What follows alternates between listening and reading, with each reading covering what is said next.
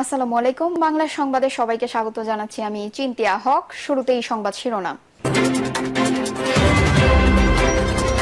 মানুষের ক্ষুধা নিবারণ করতে না পারলে সংস্কার ও নির্বাচন সব ভেস্তে যাবে, বললেন ইসলামী আন্দোলন বাংলাদেশ।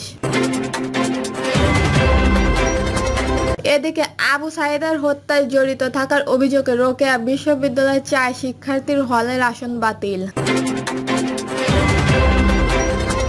পাবনা রেল লাইনের পাশে ব্যবসায়ীর মাথা বিচ্ছিন্ন লাশ, পরিবারের অভিযোগ হত্যা। জানাবো মামলা করতে এলে সত্য মিথ্যা যাচাইয়ের সুযোগ পুলিশের নেই, বললেন আইজিপি। ফের গুলি মোহাম্মদপুরে, ঘুমিয়ে আছে আইন শৃঙ্খলা বাহিনী। এবং সর্বশেষ জানাবো নারায়ণগঞ্জে 8 মাসে বন্ধ 19 পোশাক কারখানা। শুনছেন সংবাদ শিরোনাম, এবারে বিস্তারিত। মানুষের ক্ষুধা নিবারণ করতে না পারলে সংস্কার ও নির্বাচন সব ভেস্তে যাবে, বললেন ইসলামী আন্দোলন বাংলাদেশ। অন্তর্বর্তী সরকারকে যে কোনো মূল্যে মূল্যস্ফীতি নিয়ন্ত্রণ করার আহ্বান জানিয়েছে ইসলামী আন্দোলন বাংলাদেশ। দলটি বলেছেন, মূল্যস্ফীতি, বিশেষ করে খাদ্য মূল্যের মূল্যস্ফীতি সাধারণ মানুষের জীবনকে দুর্বিষহ করে তুলছে। দলটি বলেছেন, অস্বাভাবিক মূল্যস্ফীতির পেছনে পতিত স্বৈরাচারের নীতিগত ভুলের প্রভাব আছে, তা সত্য। কিন্তু অন্তর্বর্তী সরকার 9 মাস দেশ পরিচালনা করার পরেও মূল্যস্ফীতি একই থাকার কারণে এই বিষয়টি আমাদের হতাশা করছেন। মানুষের ক্ষুধা বড়ই ভয়ঙ্কর বিষয়। ক্ষুধায় জ্বালায় মানুষ মানচিত্র চিবিয়ে খায়। মানুষের ক্ষুধা নিবারণ করতে না পারলে সংস্কার, নির্বাচন ইত্যাদি সব ভেস্তে যাবে। অন্তর্বর্তী সরকারের উদ্দেশ্যে তিনি বলেন, মূল্যস্ফীতি নিয়ন্ত্রণকে সর্বোচ্চ অগ্রাধিকার দিন। অর্থনৈতিক সংক্রান্ত প্রয়োজনীয় নীতি সংস্কারের কাজ দ্রুত সম্পূর্ণ করুন। চাঁদাবাজ ও সিন্ডিকেটবাজদের আইনে আওতায় আনুন। যে কোনো মূল্যে মূল্যস্ফীতি নিয়ন্ত্রণ করতেই হবে। ইসলামী আন্দোলন এ সংক্রান্ত যে কোনো কাজের পাশে থাকবে, ইনশাআল্লাহ।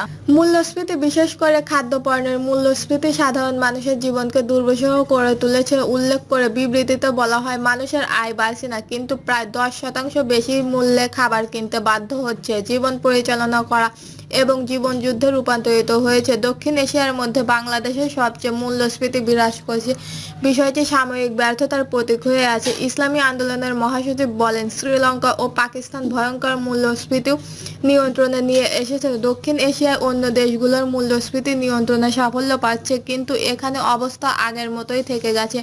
এছাড়া দেশের অর্থনীতি, রাষ্ট্র পরিচালনা ও রাজনৈতিক সাময়িক ব্যর্থতা হিসেবে হাজির হয়েছে। ইসলামী আন্দোলনের বিবৃতিতে সরকারকে সতর্ক করে বলা হয়, চাঁদাবাজ ও সিন্ডিকেটকারীরা কার ছত্রছায়ায় দেশের কোটি মানুষের খাদ্যভার ফেলেছে তা জাতি জানেন। এদের আইনের আওতায় আনতে হবে, অবিলম্বে এদের প্রতিহত করতে হবে।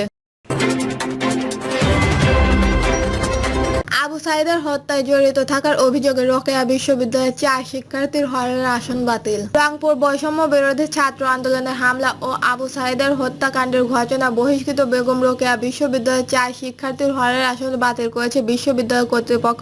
সিট বাতিল হওয়া 4 শিক্ষার্থী হলেন রাষ্ট্রবিজ্ঞান বিভাগের মানিক চন্দ্র সেন, এস এম লাবু ইসলাম, ইতিহাস ও প্রত্যয়ন বিভাগের মেহেদী হাসান মিরাজ এবং ব্যবস্থাপনা শিক্ষা বিভাগের সোজান আহমেদ। তারা প্রত্যেকে 2020-21 শিক্ষাবর্ষের শিক্ষার্থী ও সৈয়দ মুক্তাল ইলাহি হলেন আবাসিক ছিলেন। বিজ্ঞপ্তিতে জানানো হয়, বিশ্ববিদ্যালয়ের 108তম সিন্ডিকেট সভা শৃঙ্খলা বোর্ড এবং শহীদ মুক্তার ইলাহি হলেন নীতিমালায় 2015 ও প্রভেস্ট বোর্ডের সভায় সিদ্ধান্ত অনুযায়ী তাদের হলের সিট বাতিল করা হয়েছে। শহীদ মুক্তার ইলাহি হলেন প্রভেস্ট মোহাম্মদ কামরুজ্জামান বলেন, বৈষম্য বিরোধী ছাত্র আন্দোলনের হামলা ও আবু সাইদের হত্যাকাণ্ডে জড়িত থাকার অভিযোগে বিশ্ববিদ্যালয়ের শৃঙ্খলা বোর্ড, সিন্ডিকেট এবং হল কর্তৃপক্ষের সিদ্ধান্তে এই 4 শিক্ষার্থীকে হল থেকে বহিষ্কার করা হয়েছে। নীতিমালা অনুযায়ী কোনো শিক্ষার্থী 3 মাসের বেশি অনুপস্থিত থাকলে তাদের সিট বাতিল হতে পারে।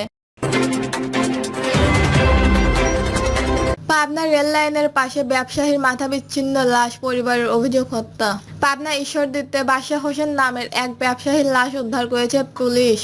তার শরীর থেকে মাথা বিচ্ছিন্ন ছিল। বাদশা হোসেন ঈশ্বরদীর রপ্তানি প্রক্রিয়াকরণ অঞ্চল রোডের মিঠুন স্টলের মালিক ছিলেন। তার পরিবারের অভিযোগ, তাকে তুলে নিয়ে গলা কেটে হত্যা করা হয়েছে এবং রেল লাইনের পাশে ফেলে দেওয়া হয়েছে। উমিপুর এলাকার কয়েকজন বলেন, গতকাল রাত 10:30টার দিকে হঠাৎ চিৎকার শুনতে পান। পরে এলাকার লোকজন গিয়ে দেখেন রেল লাইনের পাশে মাথা বিচ্ছিন্ন লাশ পড়ে আছে। খবর পেয়ে পুলিশ লাশ উদ্ধার করে নিয়ে যান। বাদশা হোসেনের ছেলে মিঠুন হোসেন বলেন, রাত 8:30টার দিকে উপজেলার কাদেরের মোড় থেকে কয়েকজন অস্ত্রের মুখে বাবাকে তুলে নিয়ে যায়।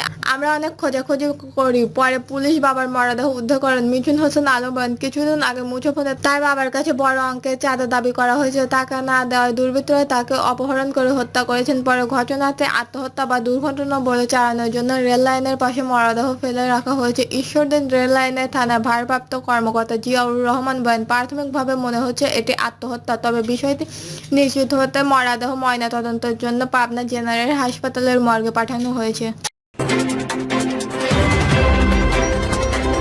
জানাবো, মামলা করতে এলে সত্য মিথ্যা যাচাইয়ের সুযোগ পুলিশের নেই, বললেন আইজিপি।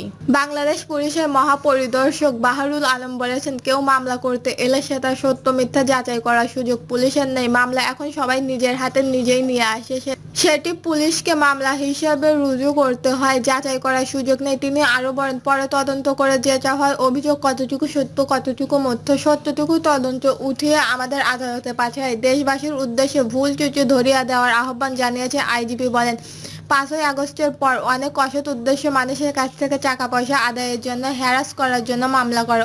অপরাধ হয়তো করেছে 5-10 জন, তার সঙ্গে আরো 300 জনের নাম দিয়ে মামলা করা হচ্ছে। গতকাল এমন একটি মামলা হয়েছে, তিনি নিশ্চিত করেন, ইতিমধ্যে নির্দেশনা দিয়েছি, কাউকে যেন হয়রানি পূর্বক গ্রেপ্তার করা না হয়। তদন্তে যাদের বিরুদ্ধে অভিযোগ সত্যতা পাওয়া যাবে শুধু তাদেরকেই গ্রেপ্তার করা হবে। যতটুকু সম্ভব অন্যায় আবদার কম করুন অনুরোধ জানিয়েছেন তিনি। অনেক সময় অন্যায় আবদারের মুখোমুখি হই, অমুককে বন্দি করেন, অমুককে ছেড়ে দেন, অমুককে পদক দেন, এইসব আবদারও আসে, তবে কারা তার কাছে এইসব আবদার করেন আইজিপি এ বিষয়ে কিচ্ছু বলেনি। ফের গুলি মোহাম্মদপুরে, ঘুমিয়ে আছে আইন শৃঙ্খলা বাহিনী। ঢাকা মোহাম্মদপুরে ফের ব্যবসায়ী মনিরুল ইসলামের অফিসে গুলি চালিয়েছে সন্ত্রাসীরা। স্থানীয়রা জানান, দুপুর 2টা 20 মিনিটের একটি লাল রঙের পালসার মোটরসাইকেল করে হেলমেট পরিহিত 2 সন্ত্রাসী আসেন। তারা দারোয়ানের উপর গুলি চালানোর চেষ্টা করলে তিনি দৌড়ে পালিয়ে বাড়ির ভেতরে আশ্রয় নেয়। এই সময় সন্ত্রাসীরা পেছনে একটি গুলি করে দ্রুত মোটরসাইকেল উঠিয়ে পালিয়ে যায়। গুলিটি বাড়ির দরজার পাশে দেওয়ালে লেগে গর্তের সৃষ্টি হয়। ব্যবসায়ী মনিরুল ইসলাম জানান যে এর আগে 50 লাখ টাকা চাঁদা দাবি করেছিল এক সন্ত্রাসী গ্রুপ। টাকা না দেওয়ায় মার্চে অফিসে গুলি চালানো হয় এবং ঘটনায় একজনকে গ্রেপ্তার করা হয়েছে। তবে এবার কোনো চাঁদা চাওয়ার বা হুমকি ছাড়াই এসে গুলি চালানো হয়। তেজগাঁও বিভাগের উপপুলিশ কমিশনার ইবনে মিজান জানান, ঘটনাস্থলে আইনশৃঙ্খলা বাহিনী পাঠানো হয়েছে এবং বিষয়টি গুরুত্ব দিয়ে তদন্ত করা হবে। আগের ঘটনায় একজন আসামি জেল হাজতে রয়েছে বলে তিনি জানান, তবে ওইখানে অবৈধ অস্ত্র উদ্ধার করা হয়নি, তবে পুলিশের কাজ করছে বলে তিনি আশ্বাস দেন। মোহাম্মদপুর থানার অফিসার ইনচার্জ আলী ইফতেখার জানান, প্রাথমিকভাবে ধারণা করা হচ্ছে আগের ঘটনার সাথে জড়িতরাই এবার হামলা চালিয়েছেন। মোটরসাইকেল শক্তভাবে হামলাকারীদের গ্রেপ্তারের অভিযোগ চলছে। উল্লেখ্য, 5ই আগস্টের পর 5টি পৃথক স্থানে গুলির ঘটনা ঘটলেও একটি পিস্তলও উদ্ধার করতে পারেনি আইন শৃঙ্খলা বাহিনী। এই ছিল এখনকার সর্বশেষ নিউজ। নিউজটি ভালো লাগলে একটা লাইক দিন, কমেন্টে আপনার মতামত জানান এবং আমাদের পাশে থাকার জন্য পাশে থাকা বেল আইকনটি অন করে রাখুন। ধন্যবাদ।